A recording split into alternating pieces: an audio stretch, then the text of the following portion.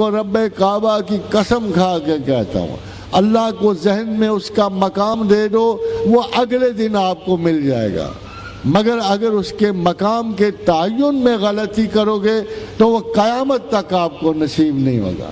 کیا عجیب بات ہے کہ پہلا سانس وہ دے، آخری سانس وہ دے، ماں باپ وہ دے، کوئی نہیں چنتا ماں باپ، ہاں مال حسب نسب وہ دے، رزق وہ دے، تعلیم وہ دے، رشتے ناتے وہ دے، جاب وہ دے، عزتیں وہ دے، عمر آخر وہ دے۔ کیا عجیب بات ہے کہ سب کچھ دینے والے کو آپ سب سے نچلے مقام پہ رکھتے۔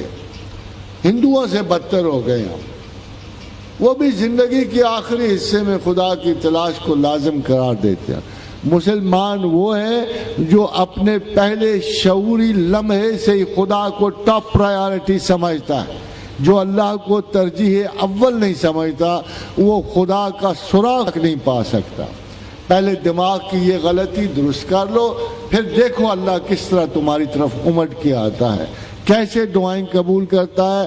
وَلَا تَحْنُوا وَلَا تَحْزَنُوا، میرے بارے میں سستی نہ کرو، اللہ کہتا ہے، غم نہ کرو۔